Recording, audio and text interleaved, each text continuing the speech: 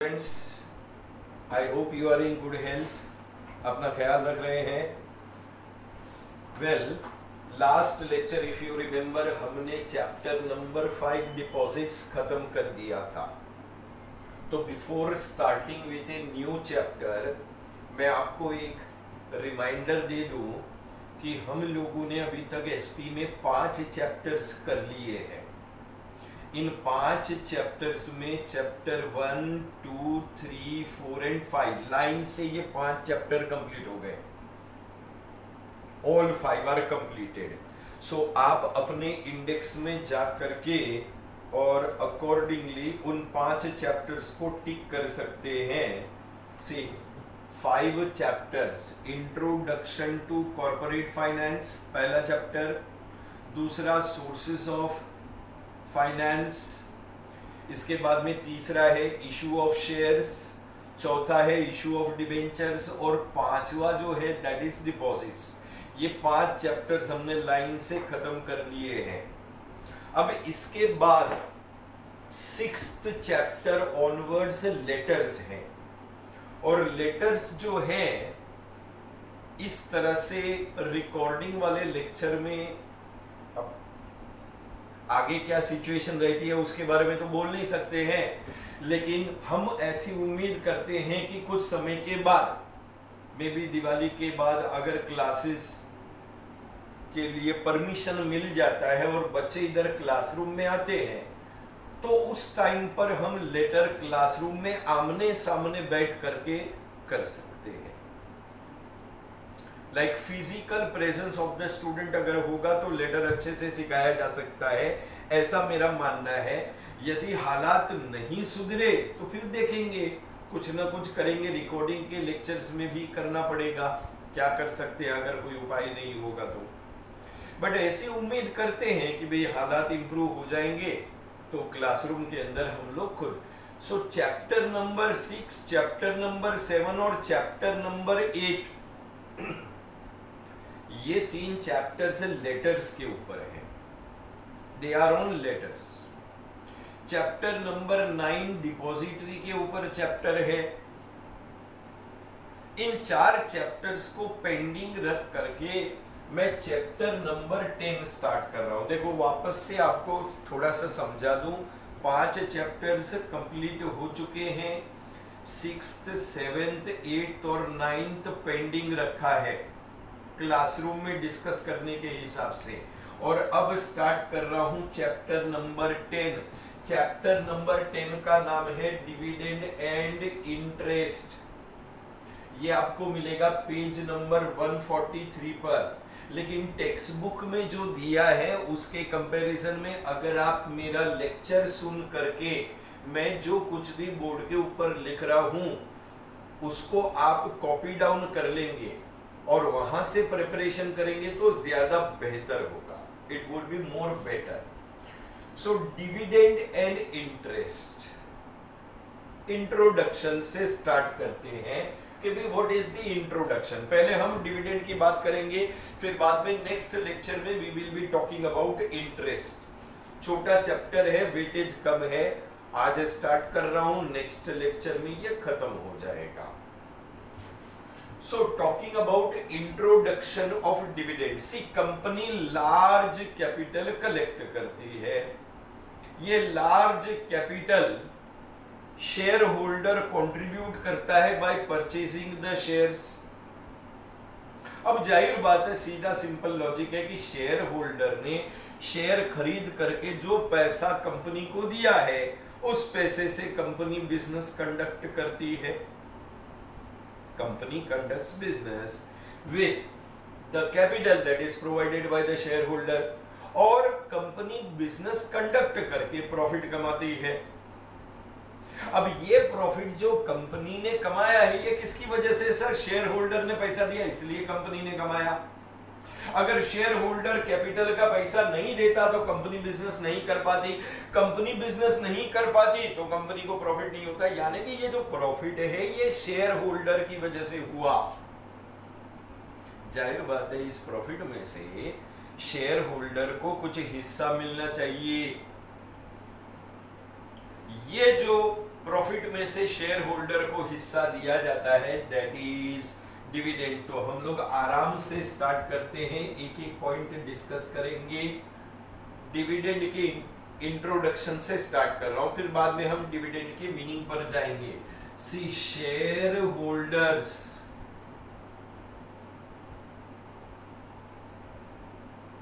Purchase shares and provide capital to the company. Am I right?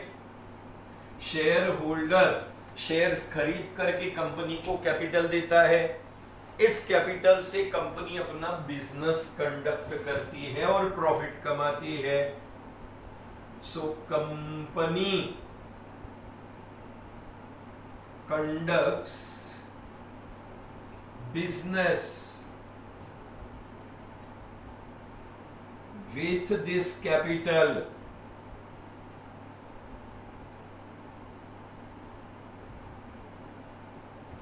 and earns profit। So company share holder के दिए हुए capital से business conduct करती है और प्रॉफिट कमाती है। ये प्रॉफिट कंपनी ने किसकी वजह से कमाया? शेयर होल्डर की वजह से कमाया। जाहिर बात है इस प्रॉफिट में से कुछ हिस्सा शेयर होल्डर को मिलना चाहिए। Share holders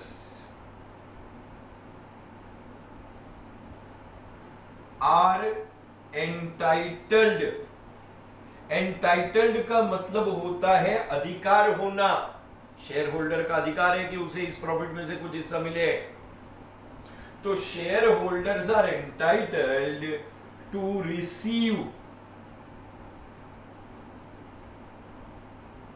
some part of this profit.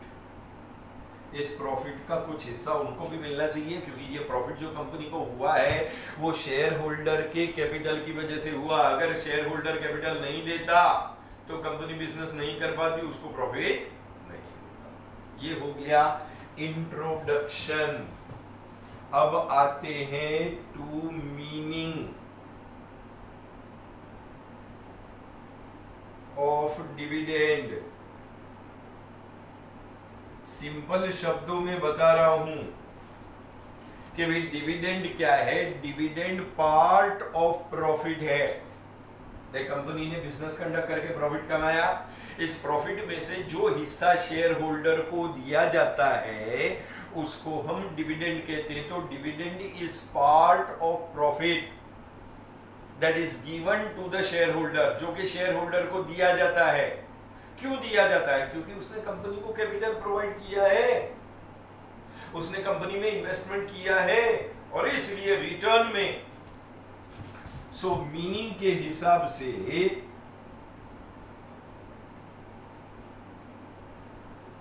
Dividend is part of profit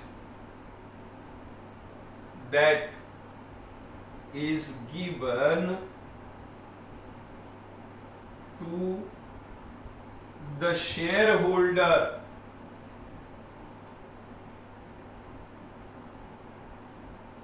that is given to the shareholders for providing capital। इन्होंने कैपिटल प्रोवाइड किया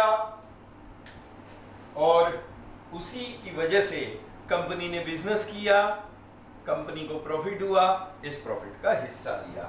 सो डिविडेंड आपको क्या याद रखना है? डिविडेंड आपको यही याद रखना है कि ये पार्ट ऑफ प्रॉफिट है। ये वो पार्ट ऑफ प्रॉफिट है जो कंपनी किसको देती है? शेयर होल्डर को देती है। क्यों देती है? क्योंकि उसने कंपनी को कैपिटल प्रोवाइड किया। अब इसको एक दूसरे तरीके से भी देख सकते हैं कि भाई डिविडेंड क्या है? डिविडेंड रिटर्न है। जो कि कंपनी शेयर होल्डर को देती है, यानी शेयर होल्डर कंपनी को देगा कैपिटल और रिटर्न में कंपनी उसको देगी डिविडेंड। शेयर होल्डर ने क्या दिया? कैपिटल। रिटर्न में कंपनी ने क्या दिया? डिविडेंड। सो दूसरे तरीके से अगर हम डिविडेंड का मीनिंग देखें तो dividend means dividend refers to the returns। ये क्या है? Returns given by the company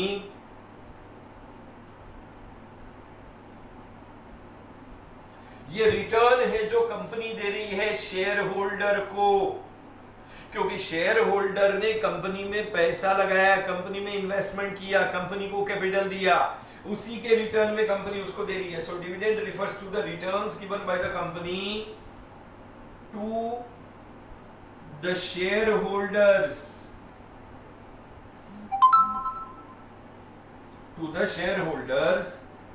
for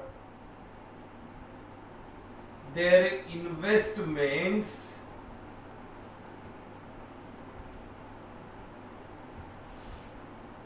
in the company,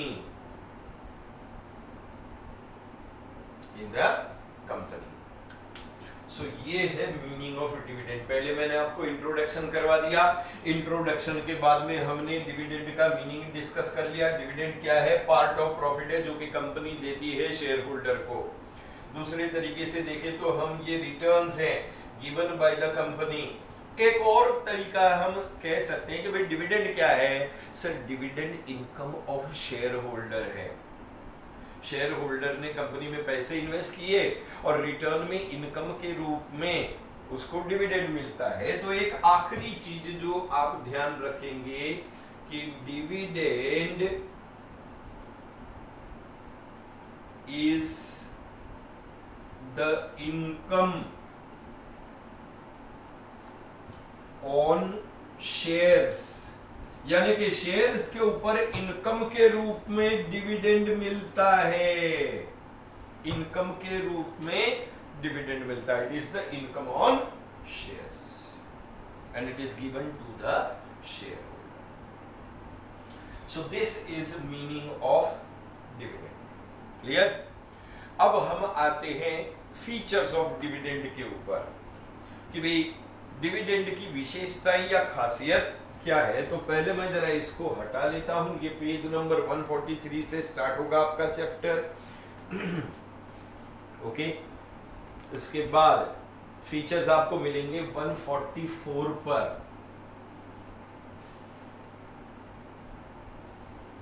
तो पहला पॉइंट इंट्रोडक्शन, दूसरा पॉइंट मीनिंग। अब आते हैं तीसरा पॉइंट, थर्ड पॉइंट जो है। अब 144 के ऊपर मिलेगा आपको, page number 144, point number 3, and that is features of dividend. Basically इसके ऊपर कुछ क्वेश्चन आंसर ज्यादा आते नहीं है। इस चैप्टर में से एक डिस्टिंग्विश बिटवीन आ सकता है आपको इंटरेस्ट और डिविडेंड के ऊपर, या डिविडेंड और इंटरेस्ट के ऊपर। एक डिस्टिंक्शन आपको पूछा जा सकता है interim dividend and final dividend के ऊपर। एक शॉर्ट आंसर है अनक्लेम्ड या अनपेड डिविडेंड के ऊपर, और अदरवाइज ऑब्जेक्टिव्स आते हैं। इसमें कोई लॉन्ग क्वेश्चन नहीं है। अब डिविडेंड के फीचर्स क्या है? सबसे पहला डिविडेंड का फीचर या सबसे पहली खासियत की अगर हम बात करें तो डिविडेंड जो है it is paid out of profits. ठीक है, ये प्रॉफिट के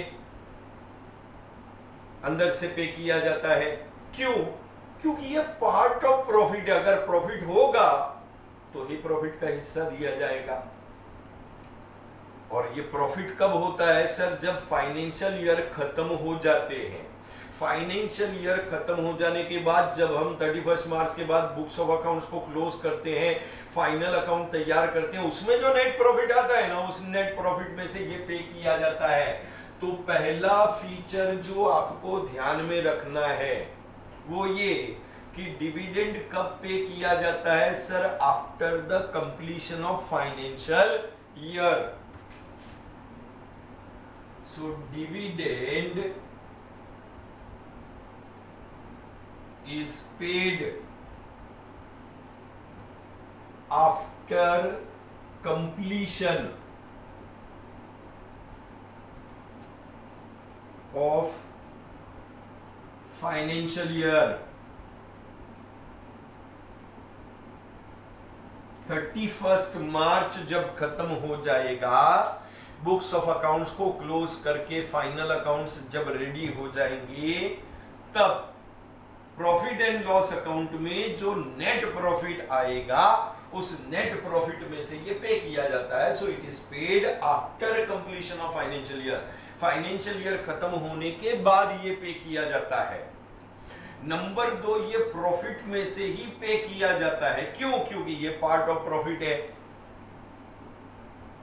प्रॉफिट होगा उसी में से ये पे किया जाता है। सर अगर किसी साल प्रॉफिट नहीं हुआ तो सीधा सिंपल लॉजिक है कि अगर प्रॉफिट ही नहीं है तो उसका पार्ट कहां से देंगे? कैपिटल में से दे दो। नहीं, कंपनी कैपिटल में से कभी भी डिविडेंड का पेमेंट नहीं कर सकती, ये अलाउड नहीं है। Dividend is always paid out of profit and never out of capital. क्योंकि डेफिनेशन ही गलत हो जाएगा ना। मीनिंग क्या कहता है कि यह पार्ट ऑफ प्रॉफिट है, इसलिए प्रॉफिट में से ही दिया जा सकता है। It is not part of capital. So second feature क्या है? सेकंड फीचर जो है, it is paid out of profits and never out of capital। ये हमेशा प्रॉफिट में से पे किया जाता है, कैपिटल में से कभी भी पे नहीं किया जाता, क्योंकि ये पार्ट ऑफ प्रॉफिट है, इसलिए it is paid out of. तीसरी खास बात, कंपनी जब डिविडेंड डिक्लेयर करती है तो डिविडेंड डिक्लेयर किया जाता है एक परसेंटेज के रूप में। फॉर एग्जांपल, कंपनी ने इक्विटी शेयर्स के ऊपर 28% का डिविडेंड डिक्लेयर किया। इधर थोड़ा दिमाग लगाना पड़ेगा। कंपनी जो डिविडेंड देती है ना, ये डिविडेंड एक सर्टेन परसेंटेज के रूप में होता है, और ये सर्टेन परसेंटेज किसके ऊपर कैलकुलेट किया जाएगा? Face value. शेयर्स की फेस वैल्यू कितनी है सर? शेयर्स की फेस वैल्यू जो है दैट इज 10 रुपीज। तो इस 10 रुपीज का 28% कितना होगा सर? 2 रुपया 80 पैसा। ये 2 रुपया 80 पैसा पर शेयर का डिविडेंड है। 2 रुपया 80 पैसा पर शेयर। अब इसमें मेरे पास मान लो 100 शेयर है, I have got 100 shares.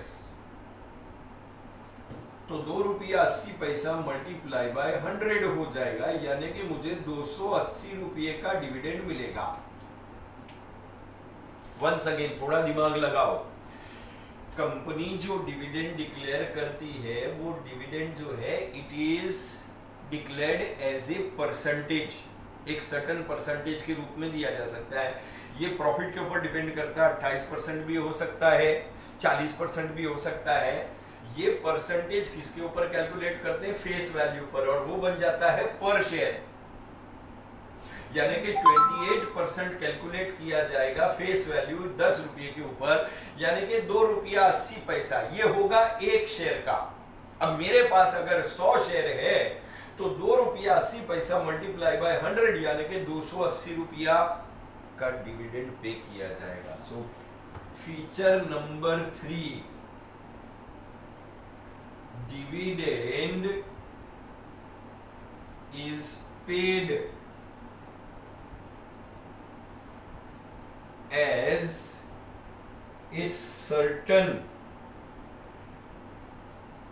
percentage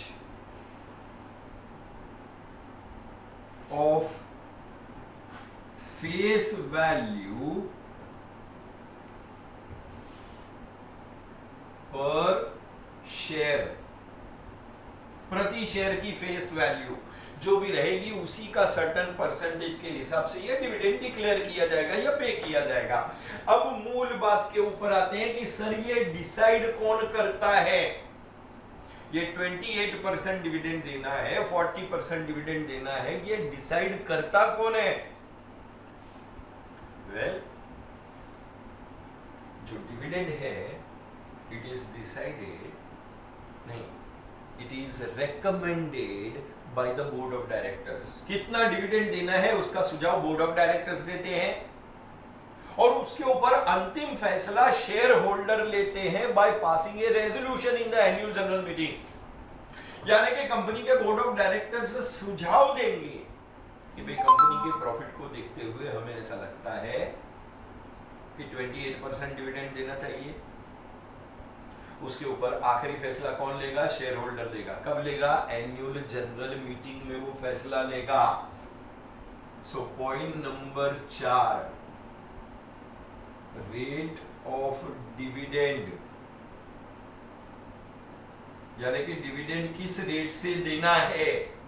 rate of dividend is recommended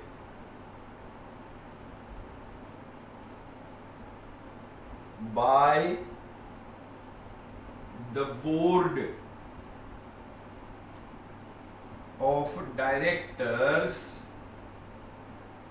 directors सुझाव देते हैं और उसके ऊपर अंतिम फैसला शेयर होल्डर लेते हैं। कब लेते हैं? एनुअल जनरल मीटिंग में, जो कि साल में एक बार होती है। recommended by the board of directors and approved by shareholders in annual general meeting।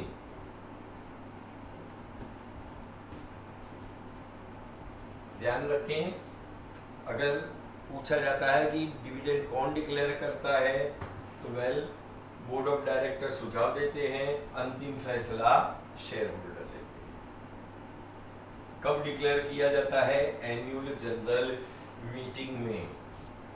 Feature number 5, company कितना डिविडेंड डिक्लेयर करती है। इससे पता चलता है कि कंपनी की प्रॉफिट अर्निंग कैपेसिटी कितनी है। आज कंपनी 28% डिविडेंड डिक्लेयर करती है या 40% डिविडेंड डिक्लेयर करती है। जाहिर बात है 28% यानी कि कंपनी की प्रॉफिट अर्निंग कैपेसिटी कम है, और अगर कंपनी 40% डिविडेंड डिक्लेयर कर रही है यानी कि कंपनी की प्रॉफिट अर्निंग कैपेसिटी ज्यादा है। ठीक है, सो पॉइंट नंबर 5 क्या ध्यान में रखेंगे?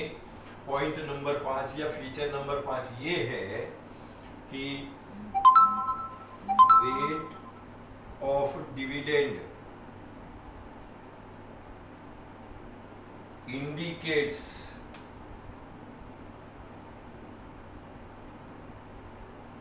Profit earning capacity of the company। Company की प्रॉफिट अर्निंग कैपेसिटी कितनी है उसके ऊपर डिपेंड करता है कि भाई ज्यादा डिक्लेयर किया मतलब कंपनी की कमाने की क्षमता ज्यादा है, कम डिक्लेयर किया मतलब कंपनी की कमाने की क्षमता कम है। अच्छा, ये जो डिविडेंड डिक्लेयर किया जाता है ये एनुअल जनरल मीटिंग में डिक्लेयर होता है, और जिस तारीख को डिक्लेयर किया ना उस तारीख से 30 दिन के अंदर सभी शेयर होल्डर को ये डिविडेंड मिल जाना चाहिए। So feature number 6, dividend must be paid within 30 days from the date of declaration, यानी कि जिस तारीख को डिविडेंड डिक्लेयर किया गया एनुअल जनरल मीटिंग में, यानी कि जिस तारीख को एनुअल जनरल मीटिंग थी उस तारीख से 30 दिन के अंदर सभी लोगों को, यानी कि सभी शेयर होल्डर को उनका डिविडेंड मिल जाना चाहिए। अगर नहीं पे किया तो कंपनी के ऊपर फाइन लगाया जा सकता है, 30 डेज में पे करना ही पड़ेगा, ठीक है। सो इस फीचर्स के हिसाब से हम लोग जो है 6 फीचर्स हुए। आगे का जो है हम लोग नेक्स्ट लेक्चर में कंटिन्यू करेंगे, जिसके अंदर थोड़े बहुत लीगल प्रोविजंस के बारे में बात करेंगे। लीगल प्रोविजंस के बारे में बात करने के साथ साथ अनपेड या अनक्लेम्ड डिविडेंड का क्या प्रोविजन है उसके बारे में, और इंटरेस्ट के बारे में। इंटरेस्ट खाली आपको उतना ध्यान में रखना है कि इंटरेस्ट कंपनी जब बोरोड कैपिटल लेती है, देखो डिविडेंड ओन्ड कैपिटल यानी कि शेयर कैपिटल के ऊपर पे किया जा रहा है, इंटरेस्ट बोरोड कैपिटल के ऊपर पे किया जाता है। अब ये जो इंटरेस्ट कंपनी बोरोड कैपिटल के ऊपर पे करती है, किसको पे करेगी? डिबेंचर होल्डर्स को पे करेगी, डिपॉजिटर्स को पे करेगी, बॉन्ड होल्डर्स को पे करेगी, बैंक्स या फाइनेंशियल इंस्टीट्यूशन जिससे उधार पर पैसा लिया उसको पे करेगी। सो उसके बारे में हम लोग नेक्स्ट लेक्चर में डिस्कस करेंगे। आज यहाँ पर स्टॉप करते हैं। आप अपना ख्याल रखेंगे, घर पर रहेंगे। Stay home, stay safe. Thank you very much.